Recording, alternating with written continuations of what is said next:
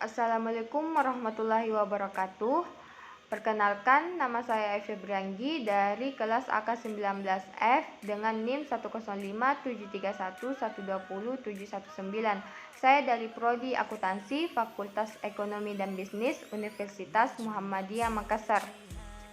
Pada kesempatan ini, saya akan menjelaskan tentang konsolidasi pada anak perusahaan yang dimiliki kurang dari kepemilikan penuh.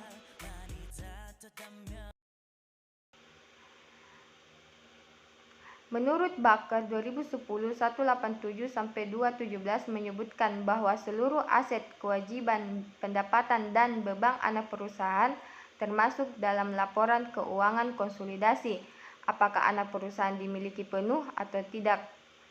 Presentasi kepemilikan induk atas anak perusahaan tidak memengaruhi besarnya jumlah laporan keuangan anak perusahaan yang termasuk dalam laporan keuangan konsolidasi.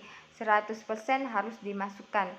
Sehingga jika induk tidak memiliki kepemilikan penuh di anak perusahaan, maka klaim pemegang saham non-pengendali harus tercermin di laporan keuangan konsolidasi. Kepentingan non-pengendali. Pemegang saham yang memiliki lembar saham anak perusahaan yang tidak dimiliki oleh induk perusahaan disebut kepentingan non-pengendali. Ketika anak perusahaan dimiliki kurang dari kepemilikan penuh, pendekatan umum yang digunakan untuk konsolidasi dengan konsolidasi pada anak perusahaan yang dimiliki penuh yaitu dengan menggunakan pendekatan tambahan dan pendekatan residual. Akan tetapi, prosedur konsolidasi harus dimodifikasi sedikit untuk mengakui kepentingan non-pengendali. Perhitungan laba bersih dan saldo laba konsolidasi pun harus memasukkan kepentingan non-pengendali. Adapun contoh soal konsolidasi pada anak perusahaan yang dimiliki kurang dari kepemilikan penuh yaitu sebagai berikut. Pada tanggal 31 Desember 2020, PT Coto membeli 75% saham biasa beredar dari PT Sedap seharga Rp100 juta. Pada tanggal tersebut, nilai wajar dari kepentingan non-pengendali diestimasikan sebesar Rp15 juta. Kemudian dapat kita lihat di sini ada tabel. Tabel ini yang merupakan tabel neraca saat belum dikonsolidasi. Lanjut, pada tanggal kombinasi bisnis, nilai wajar persediaan 55 juta, tanah 65 juta, dan bangunan dan peralatan 75 juta. Dimintai, pertama, buatlah ayat jurnal eliminasi yang diperlukan dalam penyusunan laporan posisi keuangan konsolidasian pada tanggal 1 Januari 2021. Kedua, buatlah kertas kerja laporan posisi keuangan konsolidasian. Penyelesaian. Pertama-tama, kita mencari terlebih dahulu apakah ada nilai diferensial atau selisih dari laporan keuangan yang disajikan tersebut.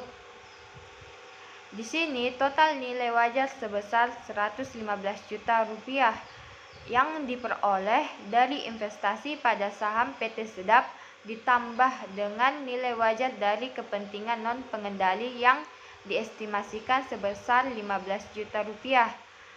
Untuk nilai bukunya diperoleh dari saham PT Sedap sebesar Rp60 juta ditambah dengan saldo laba PT Sedap sebesar Rp25 juta sehingga memperoleh nilai buku aset lain sebesar Rp85 juta dan menjadi bagian kepemilikan PT Coto.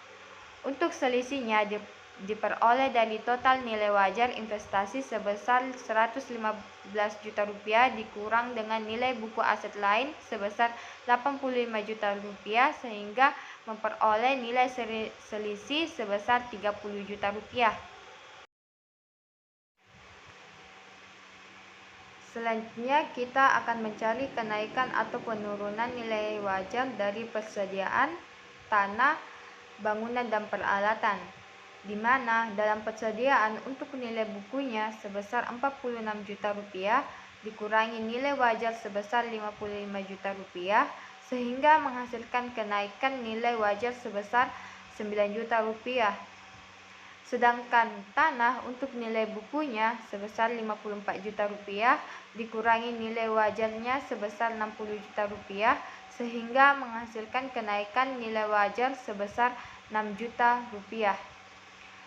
Terakhir, dalam bangunan dan peralatan untuk nilai bukunya sebesar 65 juta rupiah dikurangi dengan nilai wajarnya sebesar 75 juta rupiah sehingga memperoleh kenaikan nilai wajar sebesar 10 juta rupiah.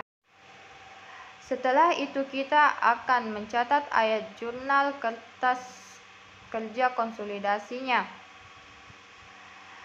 Yang pertama, jurnal pada saat pembelian saham, yaitu investasi pada saham PT Sedap sebesar 100 juta rupiah di debit, pada kas sebesar 100 juta rupiah di kredit.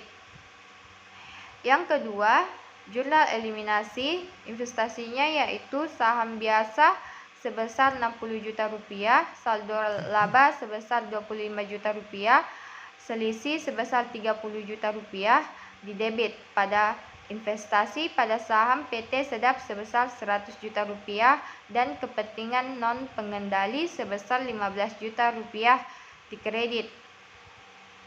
Yang ketiga, jurnal eliminasi pengalokasian selisih, yaitu persediaan sebesar 9 juta rupiah, tanah sebesar 6 juta rupiah, bangunan dan peralatan sebesar 10 juta rupiah, goodwill sebesar 5 juta rupiah di debit pada selisih sebesar 30 juta rupiah di kredit.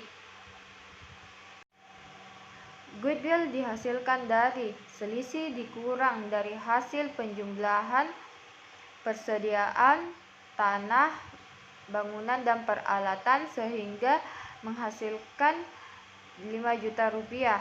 Dan juga goodwill ada karena nilai wajarnya lebih besar dari nilai bukunya.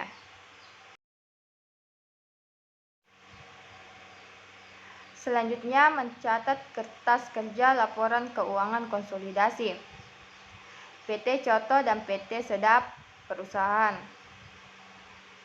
Setelah kita telah menjurnal atau mengeliminasi beberapa akun, maka kita akan memasukkannya ke kertas kerja laporan keuangan konsolidasi.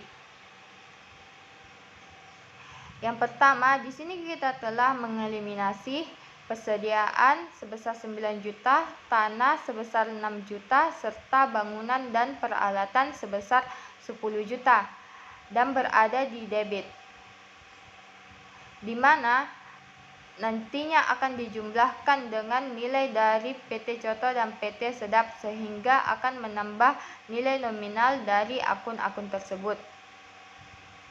Setelah itu, yang kedua, kita telah mengeliminasi investasi pada saham PT Sedap sebesar 100 juta berada di kredit. Yang ketiga, kita telah mengeliminasi selisihnya sebesar 30 juta rupiah berada di debit dan di kredit. Yang keempat, kita telah mengeliminasi goodwill sebesar 5 juta yang berada di debit. Yang kelima, kita telah mengeliminasi saham biasa sebesar 60 juta, saldo laba sebesar 25 juta yang berada di debit serta kepentingan non pengendali sebesar 15 juta yang berada di kredit. Selanjutnya, pada kolom konsolidasi, di sini kita sudah menggabungkan antara satu perusahaan dengan perusahaan yang telah diakuisisi atau telah dibeli sahamnya. Seperti halnya perusahaan PT Coto membeli saham PT Sedap. Untuk kas hasil konsolidasinya sebesar 35 juta yang diperoleh dari kas PT Coto sebesar 20 juta ditambah kas PT Sedap sebesar 15 juta. Begitupun seterusnya, dan apabila ada nominal di kredit, maka itu akan dikurang. Di sini ada penambahan akun, yaitu akun selisih dan akun goodwill, di mana total aset atau debit dari konsolidasi adalah sebesar 575 juta rupiah, sama halnya dengan liabilitas dan ekuitas atau akun kredit. Di sini membedakannya adalah jika nilai nominal eliminasinya di debit, maka akan dikurang dengan nominal perusahaannya. Di sini kita memiliki akun penambahan, yaitu kepentingan non pengendali, sehingga nilai total liabilitas, ekuitas atau kredit dari konsolidasi sebesar 575 juta rupiah. Yang dapat kita lihat sama dengan nilai total debit atau asetnya, maka telah seimbang total debit dan total kreditnya. Jadi mungkin itu saja penyampaian dari saya tentang konsolidasi pada perusahaan anak yang dimiliki kurang dari kepemilikan penuh. Sekiranya akan bermanfaat, lebih dan kurangnya saya mohon maaf. Sekian dan terima kasih. Wassalamualaikum warahmatullahi wabarakatuh.